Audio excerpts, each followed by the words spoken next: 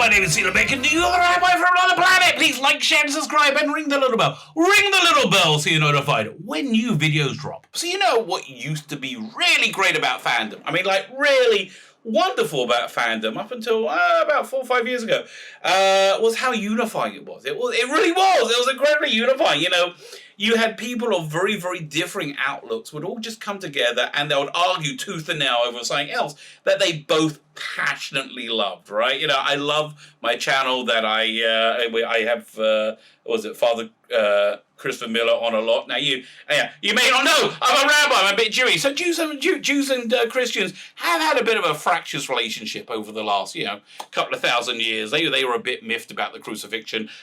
We're upset about the crusade. So, it's all the C words, I think. That okay. But anyway, we should be at loggerheads. Often, like, me and Nick Briggs are the most polar opposite views of people in the universe, right? He's an atheist, a socialist, well, sort of, mostly. We have very, very different outlooks. With Doctor Who, with Jean-Marc, we're pretty much on the same page, right? We bond, and I love his work. I adore his work, and I loved his Prisoner, even though I fundamentally disagreed with the central premise I think he was working on. But I love that the authenticity. So that's what Fandom used to be. It used to be a place where people of differing outlooks could come together. Up until I would say, the modern era where we have the Jodie Whittaker, Christian on Doctor Who, Star Trek Discovery, the sequel trilogy.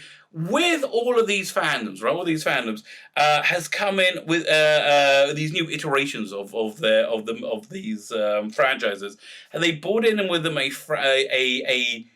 terrible fandom with them, an incredibly bigoted, intolerant fandom. They brought in toxic fandom. Toxic fandom came with these things, and you know how you always know toxic fandom came with them? It's because whatever they accuse you of is exactly what they do. I just go and look at the world. Go and look at the media pundits screaming at that. You just see nothing but hypocrisy dripping out from every media outlet, right? And no matter who they are, except for, I would say new media. New media is a place where we get a little bit of honesty. So anyway, so there's a mainstream media website called Entertainment Focus, where they talk about this. They talk about the emergence of this real toxic fandom, that arrived calling fandom toxic, right? Which is weird, which is a bit weird. So, like, that it's got to a mainstream publication, I think is an indication of how severe the problem is. So before we get into it, can I ask you guys, can you hit the like button? That would be great. That would be fantastic. Thank you very much. Can you hit the share button? That's really, really helpful. Can you comment? Commenting is always great. Interacting in comments makes the algorithm very happy. I don't know how. I do not know how that goes down, but it goes down that way, right? So you got that, but mostly. Can you hit the subscribe button? If you subscribe, make sure you're still subscribed. That'd be fantastic. Again, we really just depend on your support to be able to stay afloat, right? It really is. It just one click makes a massive difference. Thank you and I would really recommend if there's any other YouTuber you like listening to and you're not subscribed to them, go and subscribe to them. I'm telling you from the other side of the aisle, the other side of the screen, it just makes us insanely happy. And it does. And it's weird and it's embarrassing, but it's true. Okay? It's true. You should never have your happiness be dependent on outside external factors. My happiness is dependent on you, an external factor. Now, if you do make me happy, but hit the subscribe button, you can enter my weekly competitions. The prize this week is Judge Dredd, Brothers in Blood, which is a really cool graphic novel. This is basically Judge Dredd and family. This is all the extended family of Judge Dredd. So he's a clone. He now has a clone brother, Judge Rico. He had another brother called Rico that went bad. Great artwork in this. Simon Fraser, Colin, Ezquerra, Ian Gibson, Colin McNeil, Charlie Alden. Really great graphic novel. All you need to do to win it is subscribe to the channel. That's really it. Subscribe to the channel. And in the comments, leave the hashtag Judge Rico. Judge Rico. Go check the video notes. Everything you need to know is there. Doing the prize draw about a week from now on February 9th. There is no competition next week because I'm saving up a bunch of prizes for February 13th when I'm doing the launch of my Indiegogo. I do need to monetize the channel, and I don't want to do memberships and stuff like that. I like talking to you. Okay, I like having somebody I can scream at about nothing. Okay, that's really nice. But I would like to sell you crap, and I like to sell you crap that I think is of value. It really is. So I got these 2 graphic novels I've done over here, which I'll be launching on the 13th. The launch night, there's going to be a gazillion prizes given away. Go check the video notes and click the link to sign up to the email list. So you can be you're kept informed. There is going to be some doorbuster deals you're going to want to know about. Plus, all you want to know about the prizes. If you sign up, you get one of these 4 over here. I've done these 4 art cards absolutely free with any purchase, or you get an extra chaser one if you get the main package, which has all 4 of them in anyway. Great, fine. Let's have a look at this article. Blog by Doctor Who star. So they don't say who the star is. I would love to see who it is. I've skimmed this. I haven't read it in detail. If you ever guess who it is, let me know. When we get to it, we'll try and work it out together, puzzle it out between us. Blogged by a Doctor Who star! Exclamation mark! Da, da, da. How the search for social media purity is driving cancel culture. Yeah, so look, cancel culture really, again, came in with the Jodie Whittaker Doctor Who, came in with the Jodie Whittaker Doctor Who fans. They love cancel culture. They are, in my mind, the antithesis of everything Doctor Who has ever been, which is kind of why I think this current iteration is the antithesis of Doctor Who as well. You know, it's just, they have a pulsating dislike for the unlike, right? They just hate anybody who doesn't see things the way they do. If you think gender, generally speaking, isn't fluid, they hate you. They absolutely hate you, and they want you gone. They want you gone from reality, from society. They want you gone, and they want you gone from fandom. And at the same time, they call you toxic, right? It's the weirdest thing, and it's being driven by Twitter. The Twitter experiences of one EF reviewer, an entertainment focused reviewer. I guess Mr. Greg Jameson, who published this 3 days ago. I may not have had the Twitterati mob descend on me yet, but it's clear from my recent experience on social media, the search for ideological purity on those platforms is what's spilling out into everyday life and driving cancel culture. Absolutely it is. And it's this I don't really understand it. Actually, I really don't understand this desire to erase people, like to disappear people. It's all so dark. You know, New York Times, I think yesterday was calling for the new Biden administration to set up a ministry of truth. I mean, literally a ministry of truth where you can define what's true and what isn't, which I don't really trust their definitions, right? Their designations. That's everyday cancel culture. That's a side cooked up by progressives or SJW, social justice warriors, to have people who don't agree with them expunged from the public square. There's not just a public square. They want you gone. They want you destroyed and preferably humiliated. They love that. They do. It's, again, this is really, really weird. It's really nasty. Evil person trending. In the olden days, it was innocuous as a good old George Orwell style 2 minutes of hate. You see a name trending or somebody not on the SAW proof list. Usually a conservative commentator, Peter Hitchings, say, or Toby Young, Ann Widdecombe on a good day. Twitter users would demonstrate their virtue by piling on them and condemning them robustly for whatever it is they said on Newsnight or an interview. And then they will probably troll through any tweet they ever made ever to try and find reasons why they are the worst person ever, and they assign the absolute worst motivations to anything they do. Right? And they hate you if you're different. It's, again, a dislike of the unlike. Maybe they should watch the Daleks. What episode was that? I don't know. Basically, it was when Inchester was trying to explain bigotry and hatred to the Foals. It was like they described them. There's this group on Twitter called Not My Doctor who live to humiliate and to expunge people for saying that they called me a transphobe because I don't know why. Actually, I don't know why. Yeah, generally speaking, I think gender is not fluid, which is the scientific reality. Okay, but no. Yeah, actually, it's just an aside about that. Can you imagine what it would be like if we reshape society completely for people born with one leg? Now, there are people in the world born with genetic abnormalities, born with one leg, didn't lose leg, were born with one leg. Not many, thankfully. I'm sure their lives are not the unending misery they would have been 100 years ago. But there are people born with one leg. But could you imagine reshaping society completely and lambasting anybody for not being on board for doing that?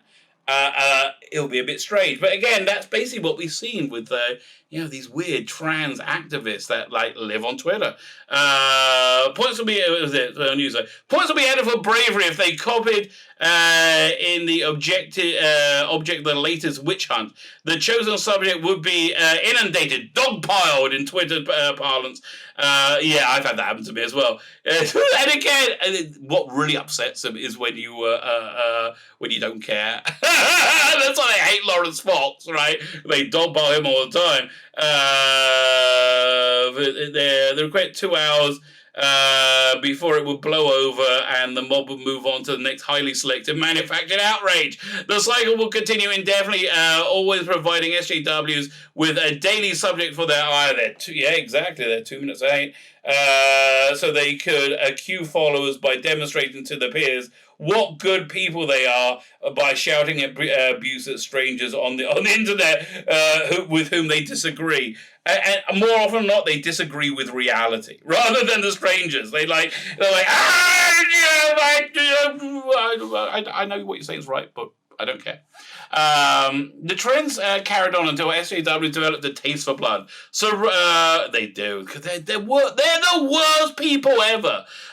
So Roger Scruton, never heard of him, whilst he was terminally ill, was temporarily, at least, cancelled by a journalist who's swigged champagne when he believed he had toppled the late philosopher from his unpaid position on a government advisory panel. Twitterati celebrated when the axe fell, only for a bit of context to emerge, and Scruton was to be given his job back. Yeah, that doesn't happen often.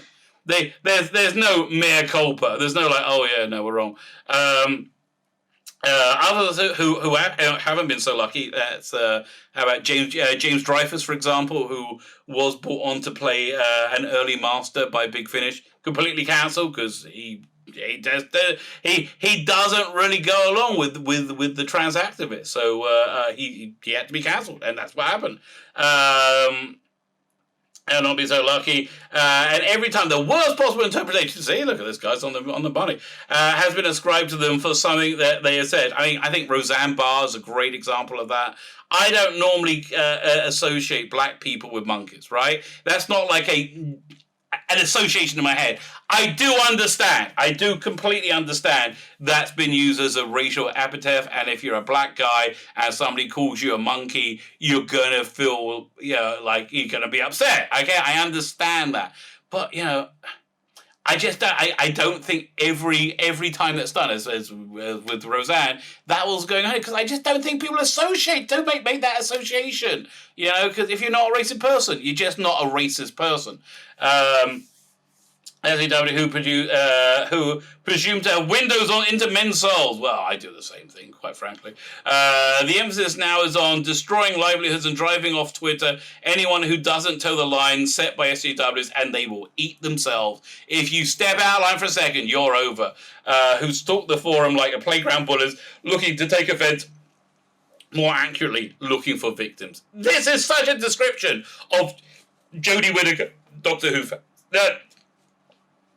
Not all of them, obviously. Again, if you like the era of Doctor Who and you're just simply enjoying it, then great, because like it used to be that way, right? It used to be that way that you could like something and somebody else doesn't like it, and it would be fine. No, because I don't know. I think maybe like growing up, never having to hear that you're wrong about anything, right? Always having like been protected from that didn't really work out so well, right? When we said, "Oh, those participation trophies," that might not be a good idea. Yeah, this is what what it led to, in my opinion. You're blocked from following. Twitter isn't real life. Sadly, it is. That's what I kept saying to the kids on Twitter. Twitter's not real. It's spilled out into reality, right? I think the presidential election in America is an expression of the Twitterati breaking out of the Twitter sphere and coming into reality, right? Which is where they always thought they were. We're often told this, in a sense it's true. It's a minority, it's a tiny minority of people who have an account, and a minority of those who have registered, who regularly interact with the site and who post comments.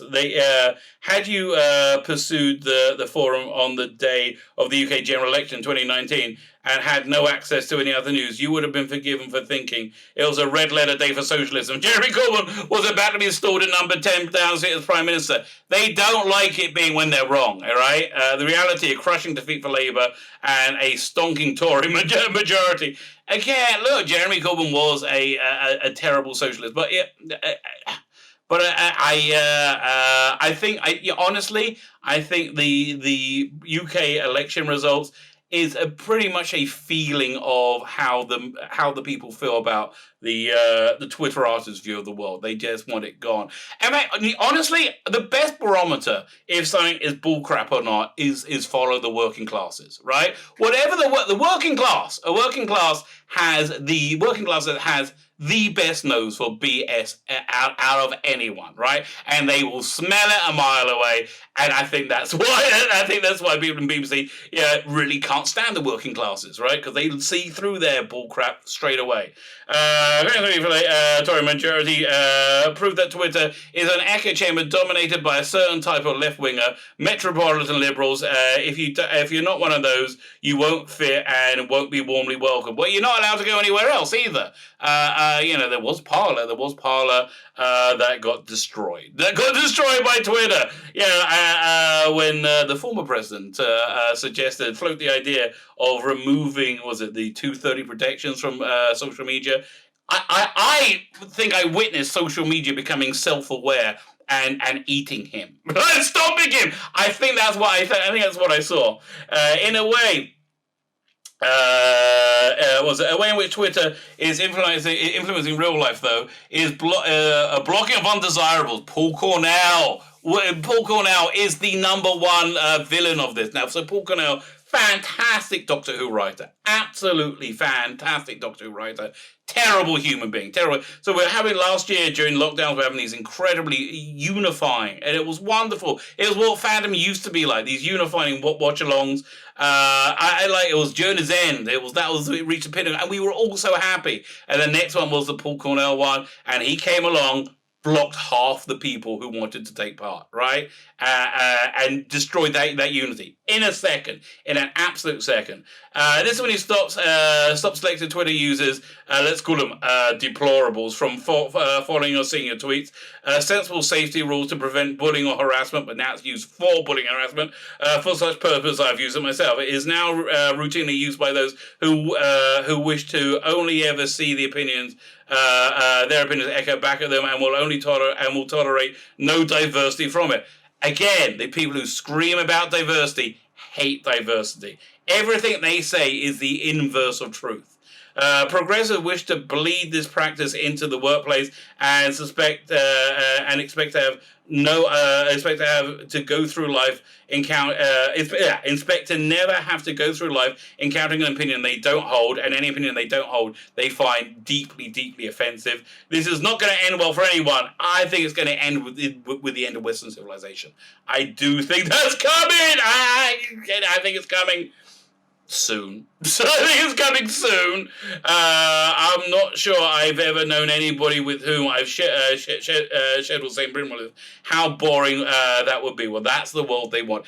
I would really recommend go checking out the 2020 version of Brave New World, which was that world. That's exactly what they were talking about. It was the Twitterati made real, and again, seems to be what they want to do in America now. He used to be followed on Twitter by a certain actress who had found fame as a Doctor Who companion during an especially impressive era show in the in the 70s. Okay, so it's got to be Louise Jameson, right? It's either Louise Jameson or Lala Ward.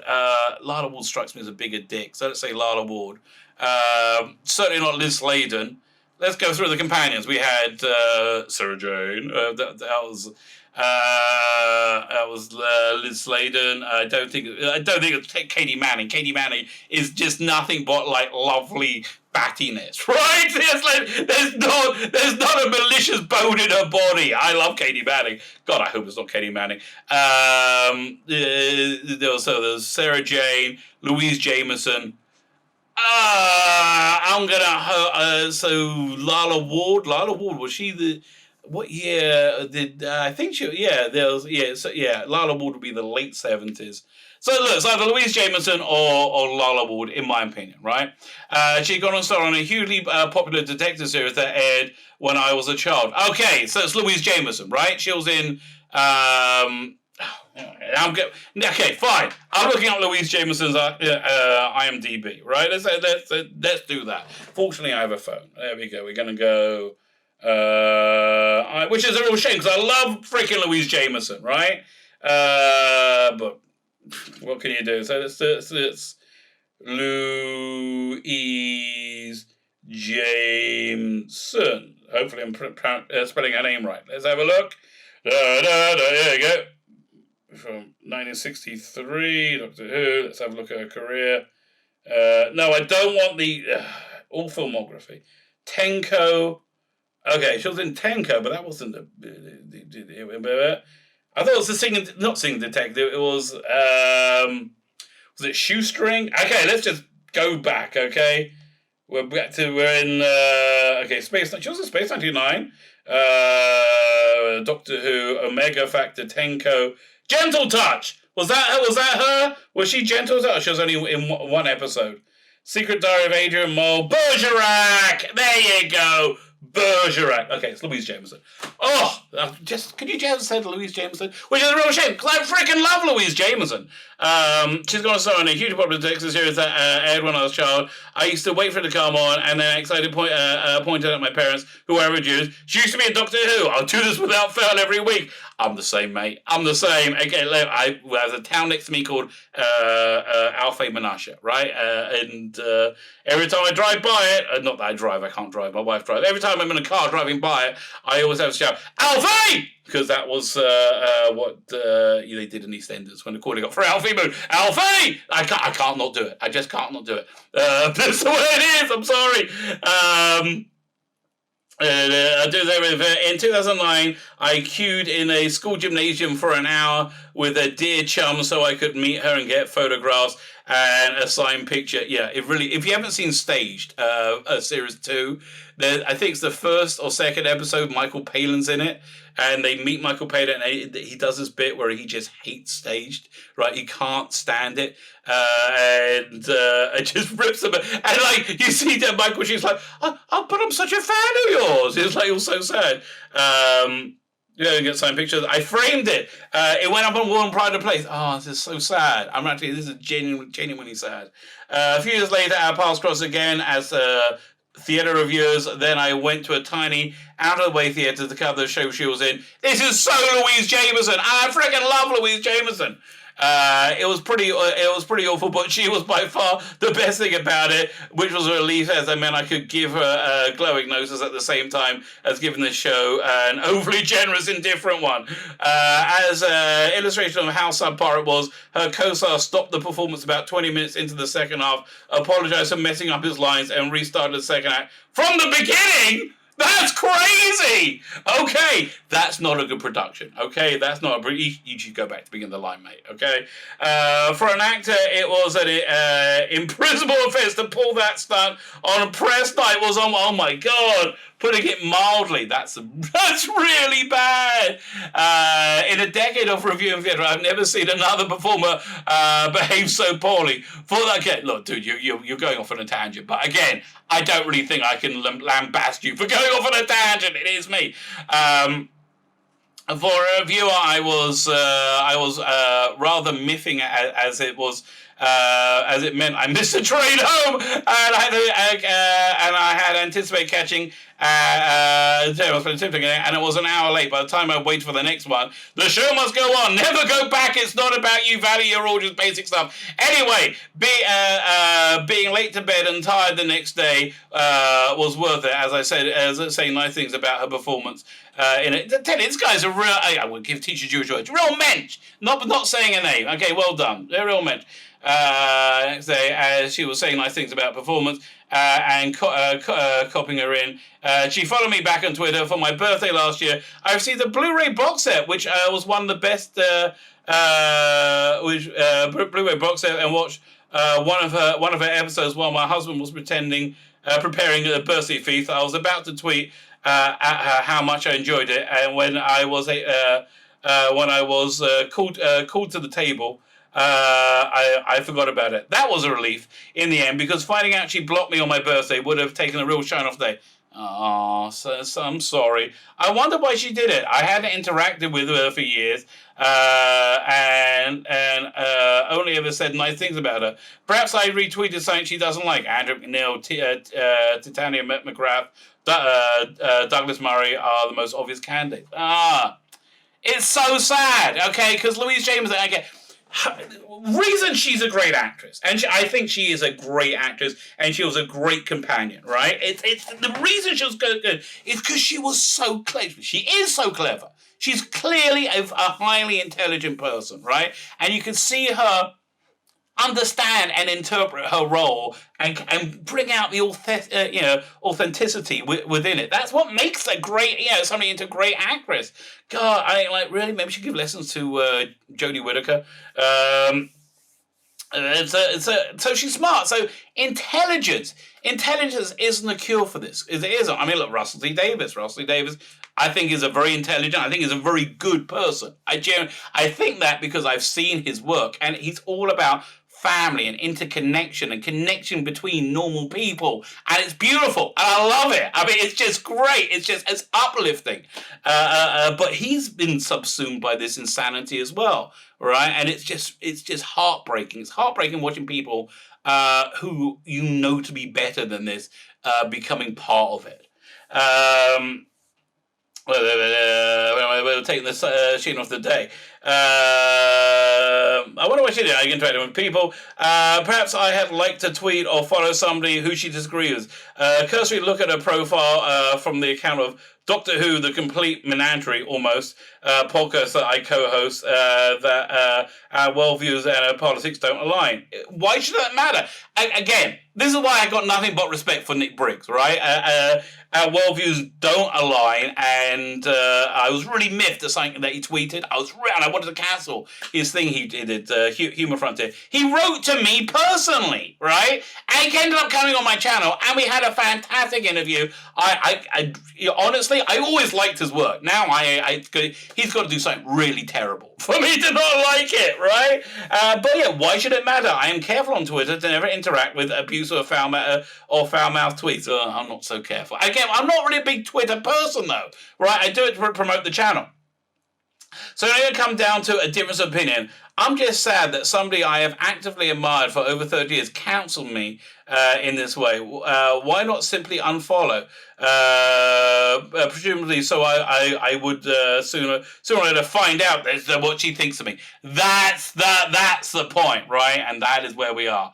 I wish I hadn't enjoyed an amateur's theatre experience. Law by a name. I don't know. I know not to bother in future, but isn't that a peculiar way to treat your public? Yeah, it is. It's sad. Not as peculiar as the deputy leader of a manager's opposition. Well, that is a bit of a strange headline. Let's find out what was going on there with this bit. Quite by chance, when she held a different position in the shadow cabinet, I needed to check something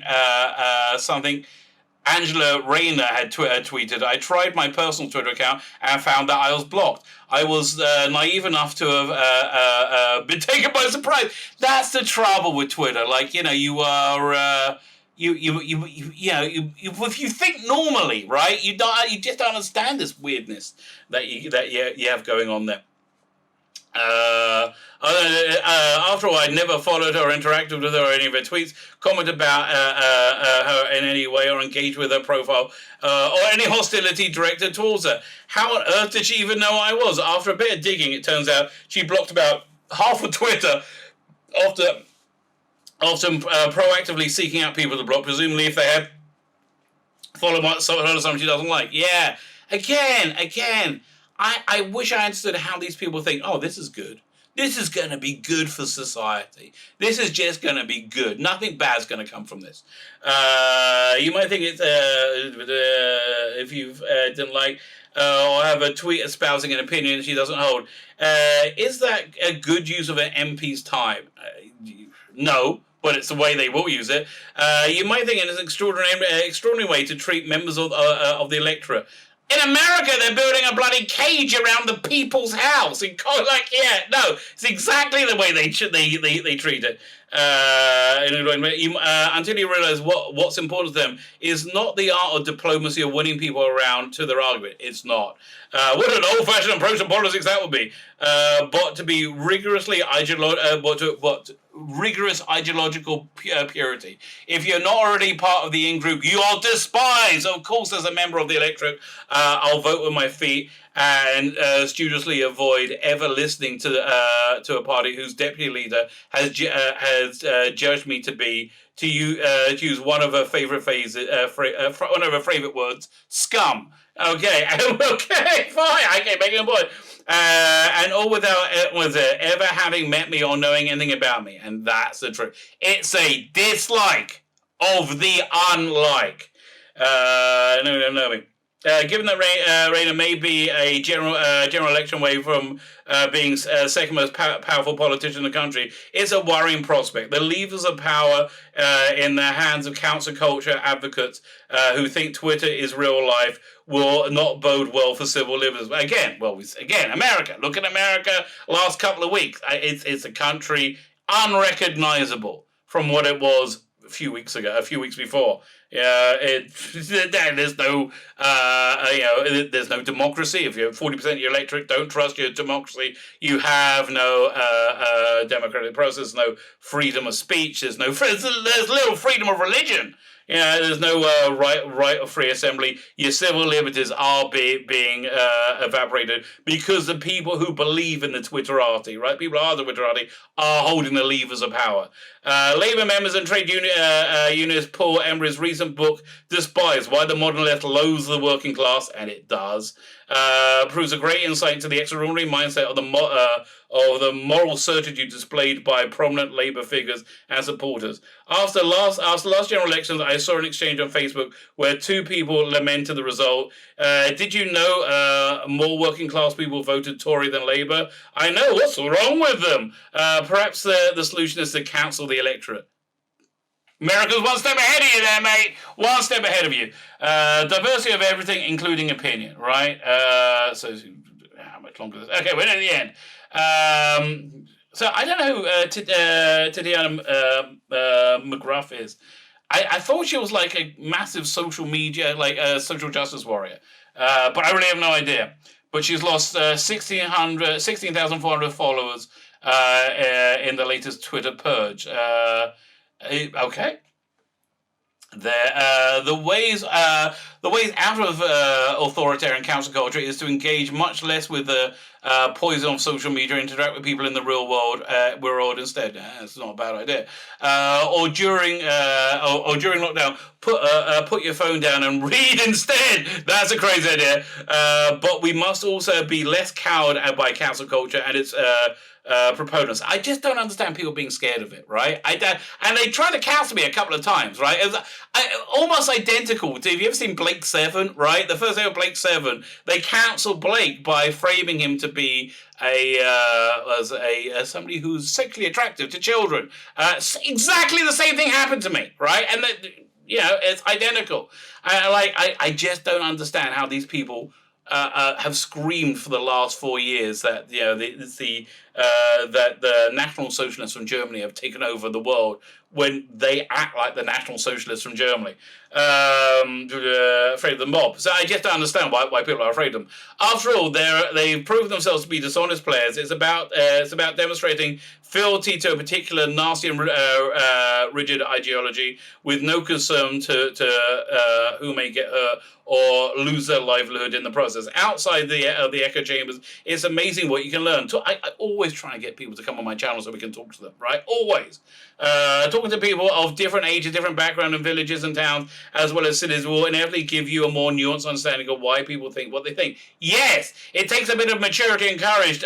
That's the two things that the Twitterati lack: maturity and courage. It takes a bit more maturity and courage to realise that there aren't political gooders and badders, right sides and wrong side. Yeah, everybody screaming about being on the wrong side of history is on the wrong side of history. Everything they say is the inverse of reality, right? They called us toxic fandom. They are toxic fandom.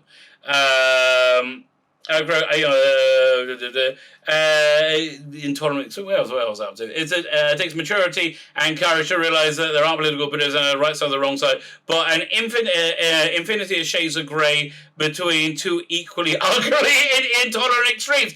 100%. Oh my God, you are so smart. Dude, I've got to try and get you on my channel. As somebody who grew up in a small town near the countryside in the north of England and now lives in a small town near the countryside in the southeast. Well, I'm glad to see you moved about a bit. I have grown weary of seeing my friends and neighbours, and indeed myself, other size and labelled as backward thinking or worse and worse by progressives on social media who never leave their city, less still their cosy ideological bubbles. My own guess is that this will get an awful lot uglier before it gets any better. My self-reflection is not a strong suit of most progressives. Nope.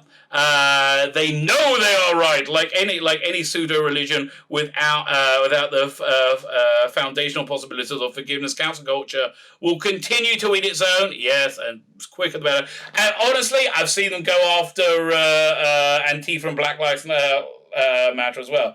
It's crazy. They will eat their own, as well as anybody who threatens them by not being a true believer. It's a shame. There was a time when I enjoyed using social media, but as for the Doctor Who star, I took her signed picture down, happy to flog it to anybody who wants to make of it. That's just sad. It's heartbreaking.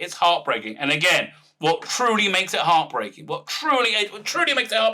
is what a wonderfully unifying place fandom used to be before, and I'm going to use a word, these scum, these utter bigoted moron scum came in and called everybody toxic while being the most toxic people I think we've seen on the face of the earth in human history. My name is Sheila Beckin. I was going to get my name wrong there. That's never a good sign that you know what you're talking about when you get your name wrong. My name is Sheila Beckin. You're Rabbi from another planet. Please like, share, subscribe, and ring the little bell. Ring that little bell so you're notified when new videos drop.